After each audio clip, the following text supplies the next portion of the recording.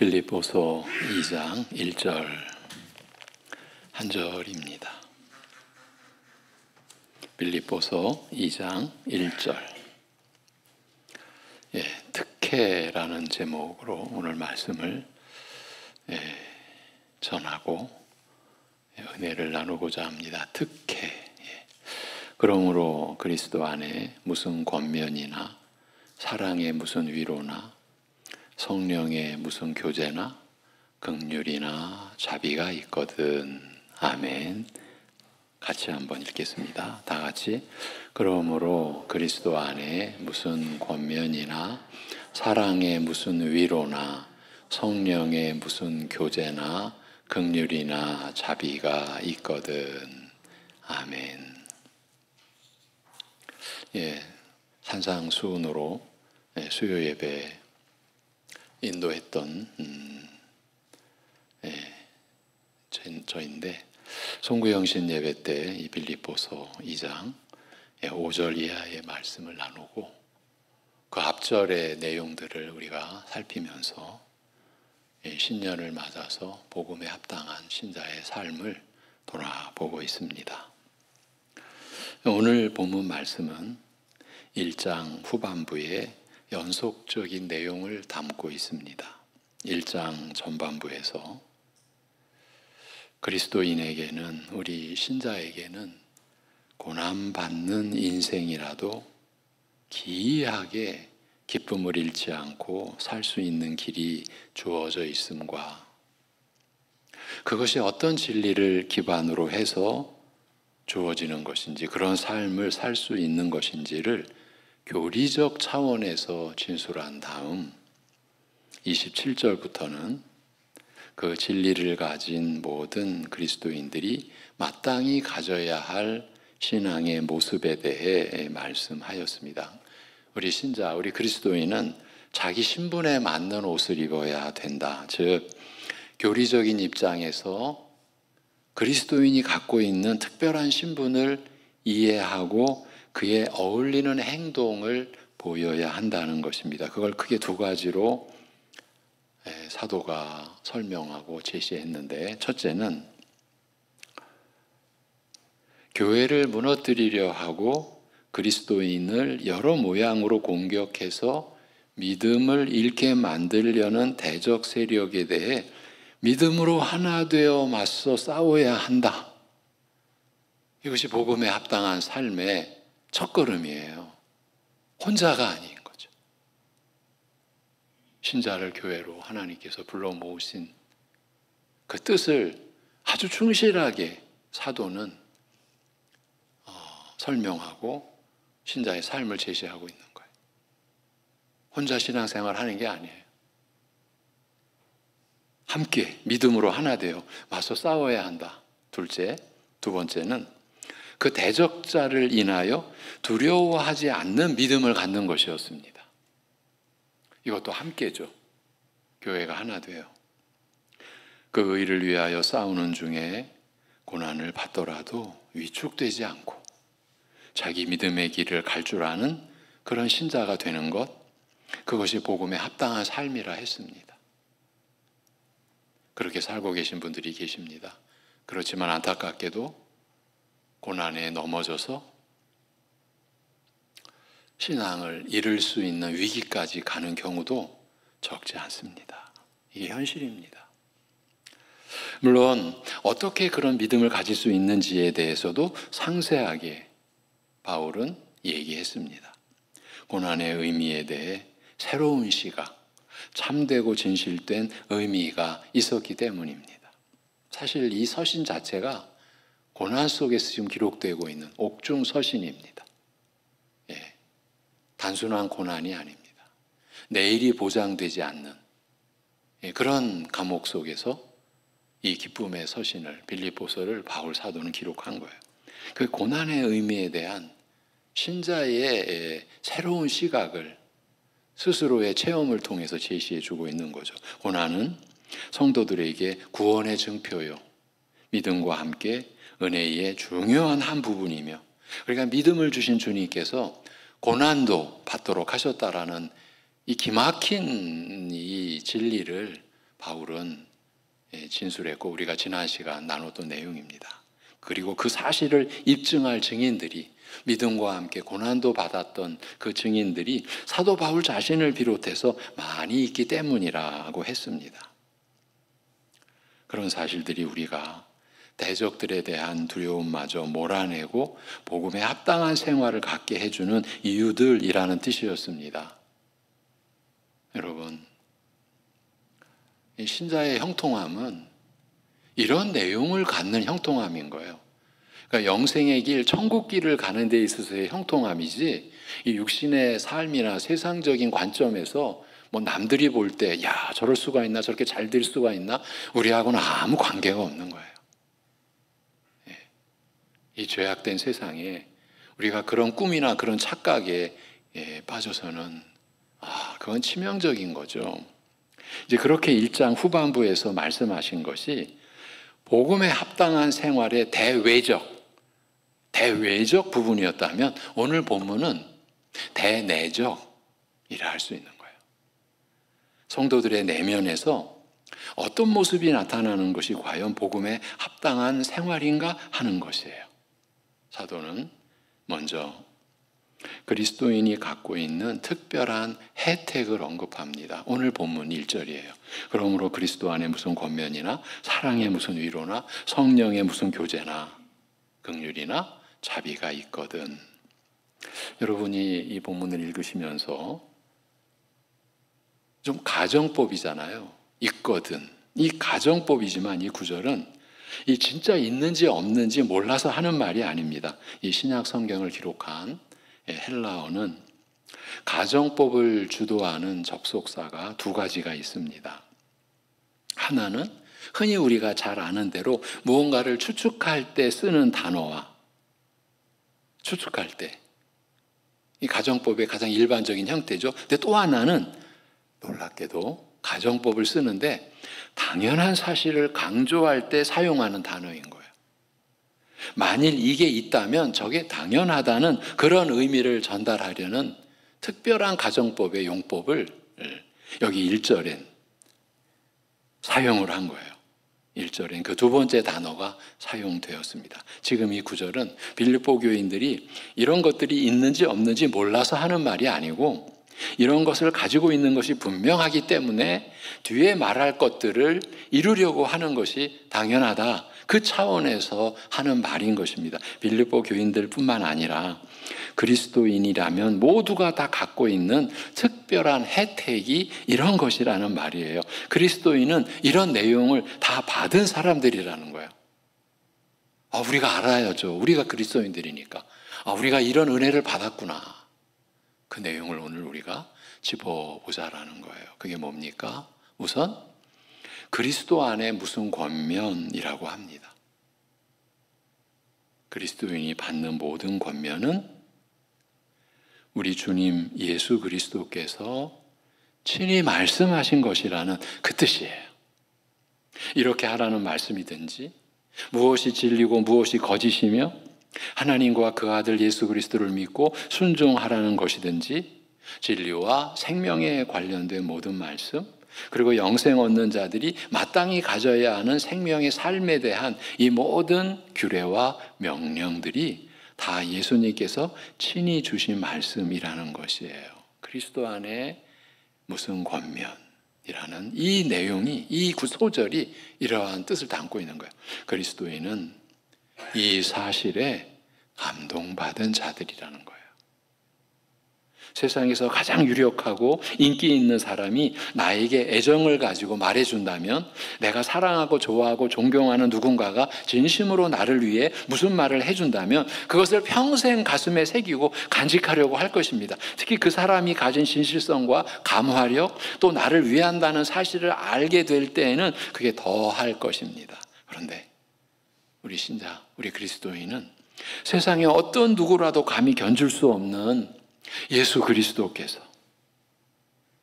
하나님의 아들이신, 그리고 지금 만유의 주요, 만주의 주요, 만왕의 왕이신 예수 그리스도께서 친히 권하여 주시는 그 말씀을 가진 자라는 것이에요. 나 같은 죄인을 위하여 스스로 자기 목숨을 내어주신 하나님이시면서도 천한 그 죄인의 자리에 내려오셔서 이번 주일 말씀이었죠. 물과 피로 오신 그분, 그분이 친히 권하여 주신 말씀을 가진 자, 이 사실 자체가 귀하고 귀한 특혜라는 말이에요. 두 가지 이유 때문입니다. 첫째 이유는 오직 자기 백성들에게만 특별히 하신 말씀이기 때문입니다. 아모스 3장 2절에서 하나님은 이스라엘의 타락을 보시고 슬퍼하시면서 이렇게 말씀하십니다. 내가 땅의 모든 족속 중에 너희만 알았나니 온 세상 모든 민족들 중에서 오직 아브라함의 후손된 자들만 택하시고 자기 백성 삼으시고 그들을 의와 진리와 거룩을 위하는 자들로 만드시고 하늘의 신령한 은혜를 사모하는 자들이 되게 하시기 위해 그들에게 말씀하셨다는 것이에요.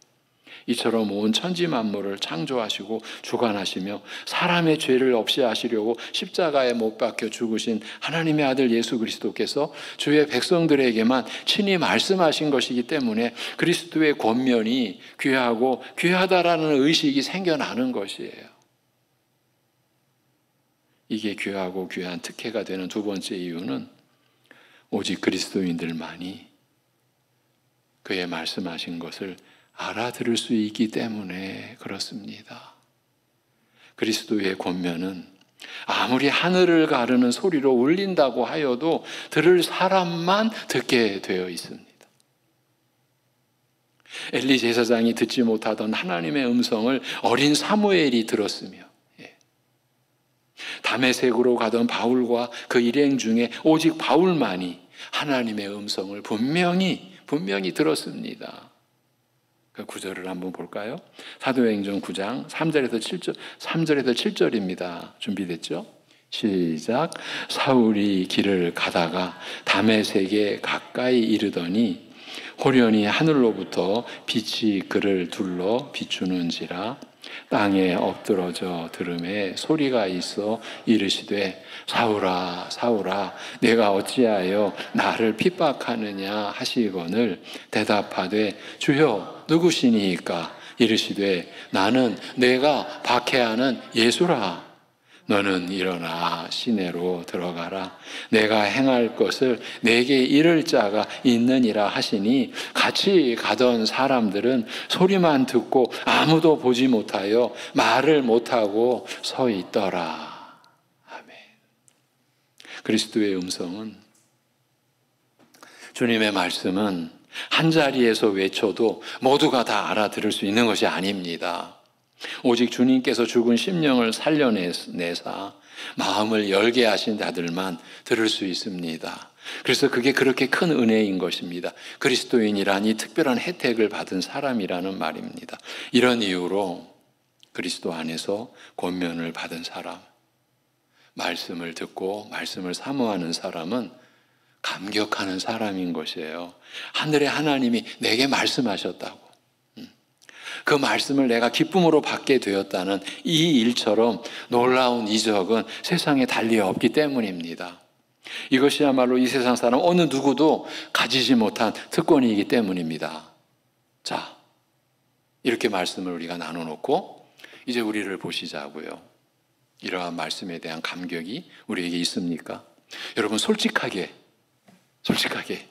우리 교회를 보시고 각자 자기를 보시고 말씀을 내가 말씀을 지금 듣고 그 말씀이 믿어지고 이것에 대해서 우리는 어떤 감격을 가지고 있는지, 이게 과연 우리에게 특혜인지 과연 특권인지 우리는 그것을 인식하고 그것을 누리고 있는지, 제가 느끼는 것이나 지금 여러분이 느끼는 것이나 크게 다르지 않을 것입니다. 어쩌면요,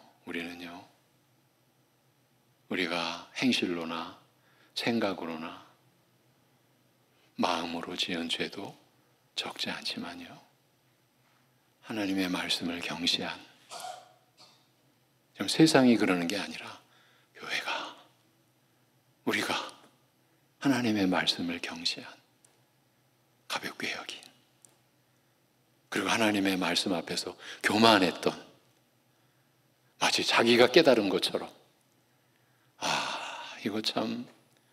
이건요, 너무나 기막힌 착각이고 죄악입니다. 아니, 영생의 말씀을 자기가 깨달아요? 그래 놓고도 영생을 자신해요? 우리가 이 말씀 앞에서 우리가 지니고 있는 이 지금 우리의 이 모습 무너지고 깨지고 부서져야 됩니다. 그 은혜를 구해야 됩니다.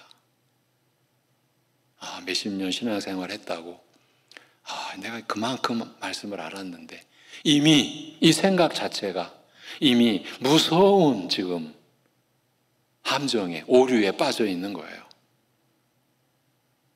바울 사도가 무슨 행실로 무슨 악한 일을 저지르고 못된 짓을 해서 그가 말년에 내가 죄인 중에 괴수입니다라는 고백을 합니까? 하나님 앞으로 가면 갈수록 말씀을 깨닫고 말씀을 받을수록 더 두려운 거죠. 그런 하나님께서 나 같은 교회를 핍박하고 신자들을 잡아 죽이던 나 같은 누구보다도 큰 죄인을 용서하신 것뿐만 아니라 이 말씀을 수종들 수 있는 종으로 세운 하나님 앞에서 그는 점점 더 두렵고 떨리는 마음으로 하나님을 경외하는 마음으로 그렇게 봤을 때 자신의 죄가 누구보다 큰 거죠. 우리 신자 각자가 이 길로 가야 하지 않겠습니까? 그 한 증거가 말씀에 대한 자세죠.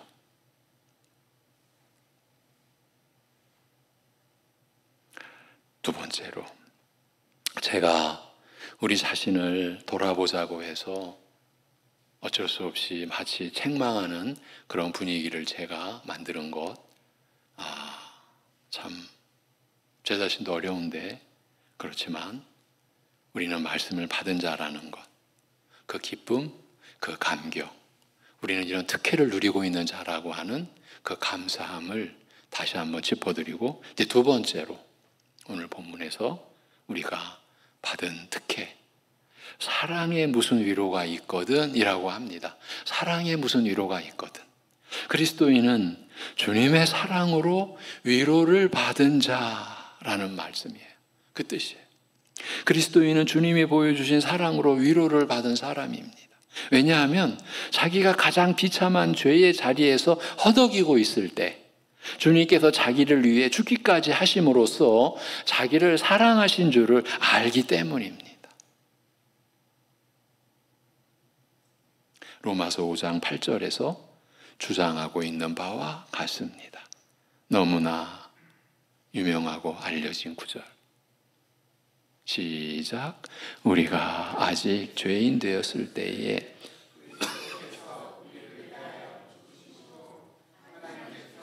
우리에게 대한 자기의 사랑을 확증하셨느니라. 아멘. 다른 어느 누구도요, 죄로 얼룩진 우리를 위하여, 나를 위하여 죽으려 들지 않을 것입니다. 누가 그렇게 하겠습니까?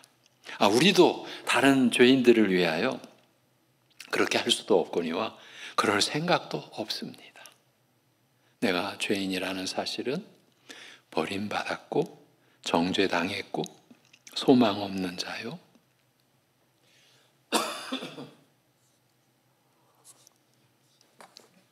심판만 남아있는 죽을 자요. 냄새나고 가증한 자라는 뜻이에요. 내가 죄인이라는 그 내용이 그렇습니다. 사람들은 그런 서로를 미워하고 증오하고 상해하고 죽이려 드는 것밖에 할 수 없었습니다. 그래서 세상은 외롭습니다. 마음에 의지할 데가 없습니다. 그래서 자기가 자기를 보호해야만 한다고, 자기가 자기를 지켜야 한다고, 남이 나를 보호해 줄 수 없다고 생각해서 더더욱 자기의 성을 단단히 쌓고 남에게 틈을 내주지 않으려 하는 것입니다. 위로받을 데가 없기 때문입니다. 여러분, 이것이 세상의 진면목이에요. 세상은 외롭습니다. 그런데 하나님 나라의 교회 안에서 우리 신자들은 그렇게 살면 안 되죠. 여러분이 지금 하나님의 인도하심 안에서 가지고 계시는, 누리고 계신 그 관계를 정말 소중히 여기고, 나라는 존재의 가치를 나라는 존재 하나만으로 보는 게 아니라 그 관계 속에서 나의 가치, 나의 의미를 찾을 수 있는 그런 눈이 우리 신자들은 사실 열려 있어요. 그게 하나님께 받은 은혜 중에 하나예요. 여러분, 우리 교회 안의 관계를 정말 소중히 여기셔야 된다고요. 우리가 요한일서를 1년 넘게 봤어요. 그 주제는 서로 사랑이에요. 의롭다함을 받은 우리는 서로 사랑해야 되는 거예요. 그 사랑의 대상이 우리 교회 안에 서로 교우들이 우선이에요. 근데 우리가 우리 자신을 보자고요. 얼마나 구멍이 숭숭 뚫려 있고 그 관계의 부실함이 우리가 알아요. 우리가 느껴요. 그 관계의 소중함에 대해서 우리가 받은 그 안목이 확 열려져 있지 않아요. 우리 안에 계신 성령께서 그런 우리를 용납하실 리가 없죠. 오래 참으면서 기다리고 계시는 거죠. 그 눈이, 이미 우리가 받은 그 안목이 작용을 해야 되죠. 내가 귀한 만큼 상대방은 더 귀하고, 그가 나보다 낫고, 시옷받침이에요. 지읒받침이 아니라. 이게 지금 다 빌립보서의 내용이에요. 그러나 그 무서운 죄와 죽음의 웅덩이에서 그리스도의 지극한 사랑으로 나를 건져내신 이가 계시다는 사실이 그리스도인에게는 무한한 위로가 됩니다. 하나님의 아들이 나를 사랑하십니다. 여러분 각자 나를, 그 사랑을 위해 그분은 주기까지 하셨습니다. 그 사랑이 있는 사람은 특혜를 받은 것입니다. 전혀 차별이 없죠. 이게 교회의 영광이에요. 그의 외모와 아무 상관없어요. 그리스도의 사랑은 정말 차별이 없어요. 우리가 이거를 의식한다, 이걸 외칠 수 있다라고 하는 게 이 세상을 뒤엎는 거죠. 세상은 온갖 차별로, 온갖 벽들로, 온갖 구별로 벽을 치고 또 치고 또 치고, 저 상류층에서 사는 사람들이 일반 이 대중 사람들을 보면서 과연 사람이라고까지 여길까 싶을 정도로 그들의 교만함은, 자기네들의 그렇게 말하잖아요.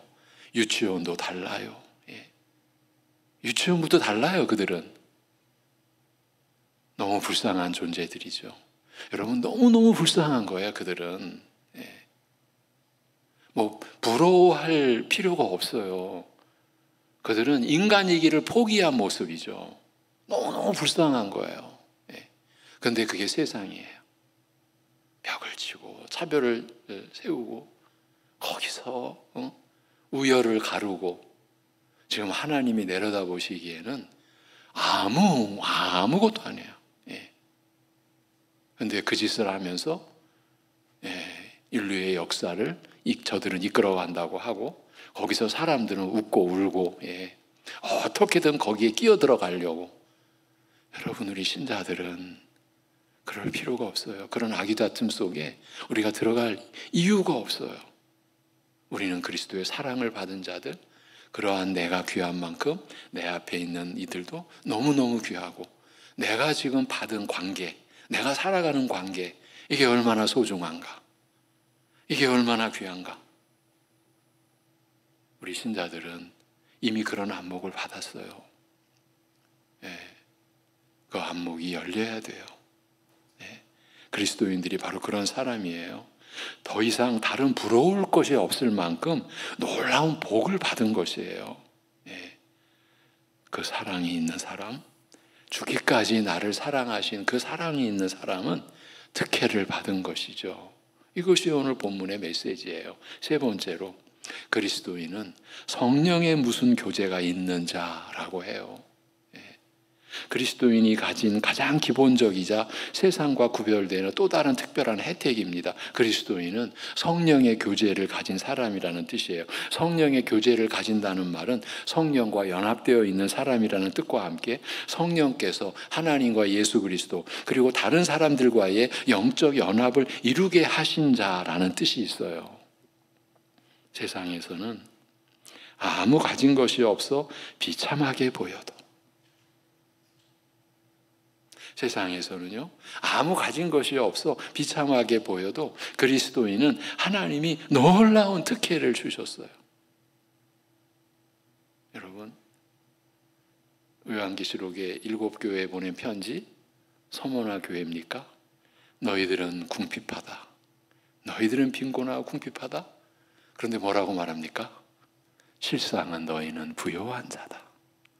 그러니까 이 부의 개념이, 여러분, 우리가 세상의 부의 개념으로 살아야 되겠습니까? 하나님 나라의 그 부의 개념으로 살아야 되겠습니까? 당연히 우리는 하나님 나라에 속한 천국 시민이잖아요. 예. 너희들은 너무나 궁핍하다. 그러나 실상 너희는 부요한 자다. 하나님이 보시기에는 저들이 세상에 가진 것이 없이 너무 비참하게 보여도 그리스도인은 하나님이 놀라운 특혜를 주셨어요. 곧 하나님의 영이신 성령이 오셔서 그들과 연합하셨다는 사실이에요. 우리가 살면서 너무 자주 잊어버리는 진리이지만 하나님은 이 시간 다시 한번 우리로 하여금 그 사실을 기억하게 하십니다. 그리스도인을 그리스도인 되게 하는 가장 중요한 특징은 무엇인가? 하늘나라에 이르기까지 신령한 신분을 잃지 않고 또 영원토록 그 영광의 이름으로 살아갈 수 있는 힘은 성령께서 함께 계시기 때문이에요. 성령이 그와 함께 연합하여 계시고 그 영을 통해 우리가 예수 그리스도 안에 거하는 한 연합체가 되었다는 사실처럼 놀라운 특혜는 없어요. 이번 주일 말씀과 또 이렇게 연결이 되죠. 물과 피로 오신 분. 그건 반대로 귀신 들린 사람을 생각해 보면 분명해집니다. 거라사 지방의 귀신, 곧 악한 영에 사로잡혔던 사람이 어땠습니까? 마가복음 5장에서 그 사람에 대해 이렇게 증언하고 있습니다. 마가복음 5장 2절에서 5절까지예요. 같이 한번 읽어봐요. 시작. 배에서 나오심에 곧 더러운 귀신 들린 사람이 무덤 사이에서 나와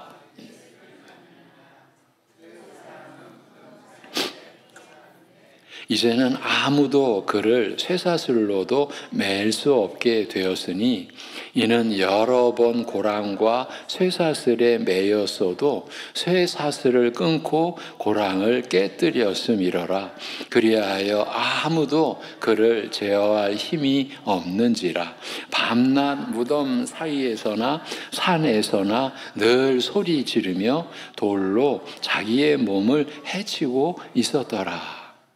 일단 귀신을 더러운 귀신이라고 칭하고 있습니다. 성령의 거룩하심과 정반대에 되는 영이라는 뜻입니다. 죄와 악함, 흉포와 거짓을 조장하는 영적 존재인 것입니다. 그런 존재니까 귀신과 연합된 자, 그 귀신 들린 자의 삶도 그렇게 됩니다. 사람들이 싫어하고 혐오하는 무덤가의 거처를 정하고 괴력을 전달받았으나 그것으로 사람들을 해하고 제 몸을 상하게 하며 밤낮으로 무덤가나 산에서 소름 끼치도록 늘 소리 지르며 살았다고 합니다. 거룩하고 평안한 것은 차치하고서라도 일반 상식 차원에서도 정상적이지 않은 것입니다. 사람은 누구나가 다 어떤 영적 존재와 연합한 자로 살게 되어 있습니다. 성령이든지 귀신이든지입니다. 물론 귀신 들렸다고 해서 이 사람처럼 늘 사는 것은 아닙니다. 이 사람은 대표적인 인물입니다. 한마디로 귀신에 충만한 사람인 것입니다. 귀신에 온전히 사로잡힌 것입니다. 그렇지 않고 멀쩡하게 보이고 심지어 매력적으로 보이더라도 귀신에 사로잡힌 자일 수 있습니다. 귀신이 교활하기 때문에 안목의 정욕이나 육신의 정욕, 이생의 자랑을 매력적으로 보이게 저들의 눈과 귀를 가려놓는 것입니다. 주를 버리고 세상을 따라 사는 모든 사람들이 다 귀신에 든 것입니다. 단지 충만하지 않은 것입니다. 완전히 사로잡히지 않은 것입니다. 사실 에베소서 2장 2절, 3절의 그 진술을 보면 공중권세 잡은 자, 그러니까 인간이 자기 욕심대로 사는 그 자체가 공중권세 잡은 자에게 사로잡힌 거잖아요. 지금 여기서는 제가 귀신 들렸다고 말하는 거예요. 이런 얘기를 하면 세상 사람들 돌 던지죠. 좀 심하게 말해 볼까요? 저 때려 죽일 놈 아니야? 이렇게 나올 겁니다. 근데 현실인 거, 그게 진실인 걸 그게 사실인 걸 어떡합니까? 우리도 원래 그랬었고요. 그런 귀신에 사로잡히지 않고 성령과 연합한 자가 되었다는 사실이 여러분 얼마나 놀랍습니까? 거룩하신 영, 하나님의 이름과 그 영광으로 오신 영, 예수 그리스도의 진리를 알게 하며 신령한 말씀을 들을 수 있는 능력을 제공하시고 하나님과 그 아들 예수 그리스도와 신비한 연합을 이루게 하신 성령께서 우리와 연합되어 있다는 사실이 얼마나 고맙습니까? 그리스도인은 이런 사실 하나만으로도 일평생 주를 찬송하고 그 앞에서 즐겨 춤추기에 부족함이 없는 특혜를 받은 자들이다. 빌립보서가 증언하고 있는 하나님의 말씀이에요. 이제 끝으로 네 번째로 무슨 긍휼이나 자비가 있거든 이라고 합니다. 그리스도인에게 주어진 또 다른 특혜는 긍휼, 하나님의 긍휼과 자비라는 말입니다. 이 말씀은 지금까지 우리가 얘기한 이 모든 특혜를 받은 것이 우리가 뭔가를 잘해서 받은 것이 절대 아니라는 말입니다. 우리가 귀신 들린 자와 달라서 우리에게 성령이 임하신 것이 아닙니다. 다 똑같이 죄인이었고 다 똑같이 죽을 자들이었고 이미 죄와 허물로 죽은 자들이었고 다 똑같이 하나님 대적하기를 즐거워하는 자들이었습니다. 그런데 우리는 택함받아 그 죽음을 이기고 부활의 영광에 동참하게 되었습니다. 십자가의 사랑을 받고 그리스도의 말씀을 듣고 믿을 수 있는 특별한 백성이 되었습니다. 하나님의 말씀이 들리는 자가 된 거예요. 믿어지는 자가 된 거예요. 이 모든 것이 하나님의 긍휼과 자비 때문입니다. 그 말씀인 거예요. 긍휼이란 벌을 받아야 할 자에게 아무 까닭 없이 도리어 상을 주시는 것을 말함이고, 이게 긍휼이에요. 벌을 받아야 할 자에게 아무 까닭 없이 도리어 상을 주시는 것을 말하고, 자비는 도와주거나 잘해줄 아무런 이유가 없음에도 불구하고 마치 아무 잘못이 없는 사람처럼 은혜를 베푸는 것을 말합니다. 우리가 그걸 받았어요. 인간 자체로만 보자면 우리도 세상 사람들과 죄송해요.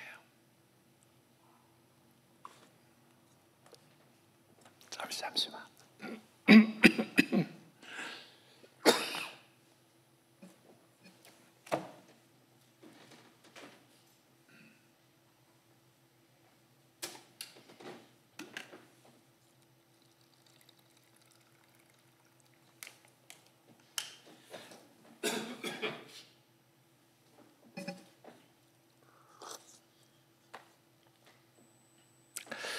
목을 보호하려고 많이 노력을 하는데 가끔 또 이렇습니다. 사실 우리 인간 자체로만 보자면 우리도 세상 사람들과 하나도 다를 바가 없어요. 특별히 하나님의 영광을 알지 못하고 죄와 사망을 부르는 일을 즐겨하던 자였다는 점에서 확실히 그렇습니다. 전혀 다를 바가 없었어요. 우리도 애고방 바로나 골리앗이나 예수님을 죽인 유대인과 비교했을 때 질적인 면에서 전혀 차이가 없는 자들이었어요. 똑같은 죄인이요, 똑같은 사망의 자녀였습니다. 그런데 하나님은 그런 우리들을 까닭 없이 선택하신 거예요. 이것을 교리적으로 무조건적 선택이라 이렇게 교회는 고백하고 있는 거예요. 까닭 없이 선택하신 거예요. 우리 쪽에서 아무런 이유나 근거를 찾을 수 없는데도 불구하고 하나님은 우리를 바로와 다른 족속이 되게 하셨고, 골리앗과 다른 나라에 들어가게 하셨고, 예수님을 죽인 자들과 같은 성품임에도 불구하고 예수를 믿는 자가 되게 하셨어요. 무슨 이유가 없습니다. 우리가 잘 보인 게 하나도 없습니다. 오직 하나님의 긍휼과 자비와 그의 인자하심이 우리를 선택하셨습니다. 이것이 하나님의 말씀입니다. 이것이 성경의 증언입니다. 이 선택의 증언은 성경 첫 권부터 창세기서부터 창세기를 시작의 책이라 읽었습니다. 그러나 또 하나 어쩌면 시작보다 더 중요한 제목, 선택의 책입니다. 바울은 그리스도인은 바로 이런 놀라운 특혜들을 받은 자들이라고 밝히고 있습니다. 1장 후반부에서도 말했고 또 2장 2절 이하에서 말할 복음에 합당한 생활을 할 수 있는 자들은 이런 특혜를 받은 그리스도인들 뿐이라는 말이에요. 우리가 어떻게 그토록 놀라운 생활을 살아낼 수 있는가? 그것은 모두 자기가 어떤 사람인지를 아는 것입니다. 아, 주님께서 권면하셨다. 나 같은 자에게 말씀하셨다. 주님의 사랑으로 나는 위로를 받은 자다. 성령으로 인한 교제가 있는 특별한 사람이다. 긍휼과 자비를 받은 자다. 오직 이러한 사실들이 자기에게 해당되는지를 명확히 이해한 사람들만 복음에 합당한 생활을 살아갈 수 있다, 살아낼 수 있다라는 것이에요. 달리 말하면 그런 삶을 살게 하기 위해 하나님께서 먼저 이런 놀라운 특권을 우리에게 내려주셨다. 이런 특혜를 우리에게 주셨다. 그것이에요. 이 특혜를 받지 못한 다른 사람들에게는 성경의 권면이 아무 의미 없는 말일 뿐입니다.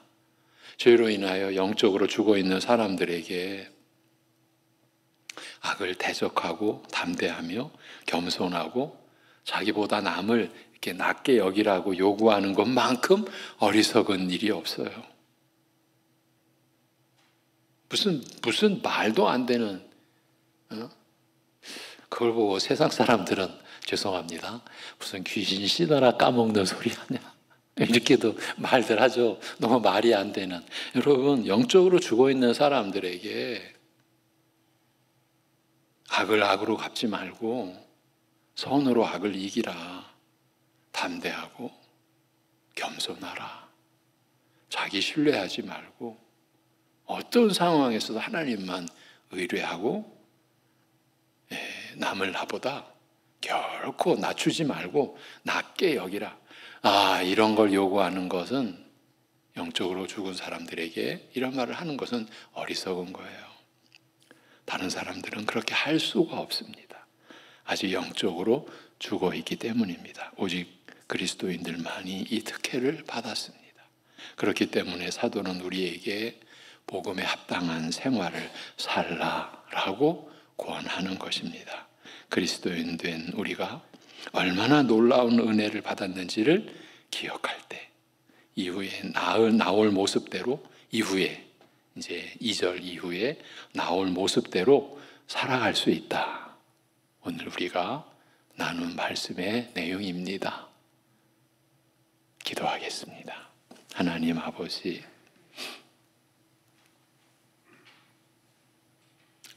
사실 내가 누구인지, 내가 어떤 사람인지 우리는 몰랐습니다.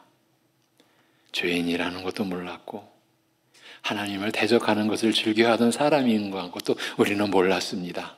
그런 우리를 알도록 하신 아버지 하나님, 오늘 빌립보서를 통해 우리에게 주신 말씀으로 우리가 하나님으로부터 어떤 은혜를, 어떤 특혜를 우리가 받고 누리며 살게 됐는지 이러한 말씀을 일러주셔서 교회 안에 이러한 말씀을 풀어주셔서 진리의 영이신 성령께서 이러한 말씀을 내려주셔서 우리 수요예배 가족들과 함께 이 말씀을 받도록 하여 주심을 감사합니다. 아버지 하나님, 우리가 이런 특혜를 받은 자, 이 세상에서 있을 수 없는, 꿈도 꿀 수 없는 이러한 은혜를 받은 자, 이러한 사랑을 받은 자, 창조주요 구속주요 심판주 되신 하나님으로부터 이런 특혜를 받은 자, 우리에게는 아무런 조건도 없는데, 아무런 공로도 없는데, 아무런 자격도 없는데 오히려 더 죄인 되었고 더 거짓되고 더 냄새나고 더 가증한 저희들이었는데 아무 까닭 없이 우리를 선택하시고 이런 은혜 입혀주신 그 은혜를 우리가 나타내는 삶을 이루어가고 살아갈 수 있도록 우리를 인도하여 주시옵소서. 아버지 하나님, 내 이름 석자 드러내려고 부질없는 짓 이제 그만하고 나를 통해 역사하신 우리 주님의 이름, 우리 주 예수 그리스도의 그 영원하시고 존귀하시고 지존하신 그 이름, 이 세상에 우리가 나타내고 드러내고, 그래서 그분으로 인하여 영원히 살 길이 있음을 나타내는 하나님의 다스리심이 어제나 오늘이나 앞으로 영원함을 드러내는 하나님의 심판은 너무 완전 무결한 공평한 심판을 내리시는 하나님이 그날을 예비하고 계신다라는 것을 이 세상에 드러내는 교회로, 우리 신자들로, 그래서 우리가 받은 특혜를 우리가 인식하고 우리를 알고, 그래서 더욱 겸손히 주님 앞에 엎드려 말씀 앞에 엎드려 그 말씀을 수종드는 삶을 우리가 살아낼 수 있도록 인도하여 주시옵소서. 이미 새해 달포가 지나면서 우리의 현실은 현실 그대로 우리 앞에 놓여져 있습니다. 우리가 뚫고 가야 될 일, 극복해 가야 될 일, 힘들고 어려운 상황에서 감당해야 될 여러 가지 몫들이 있습니다. 하나님 아버지, 그 하루하루를 살아갈 수 있는 일용할 영육간의 양식을 허락하여 주시옵소서. 사랑할 힘을 주옵시고 말씀을 깨닫고 말씀을 붙들고 말씀을 따르며 순종하며 살아갈 수 있는 지혜와 힘을 허락하여 주시옵소서. 그렇게 살아가면서 우리 힘이 아니라 하나님의 힘으로, 내 생각과 내 말이 아니라 하나님의 말씀으로 살아가는 것을 이 땅에 드러낼 수 있는 교회가 되고 우리 사랑하는 성도들의 생애가 되도록 역사하여 주시옵소서. 이 모든 것 주님께 의탁합니다. 감사드리며 우리 주 예수 그리스도의 이름으로 기도하옵나이다. 아멘.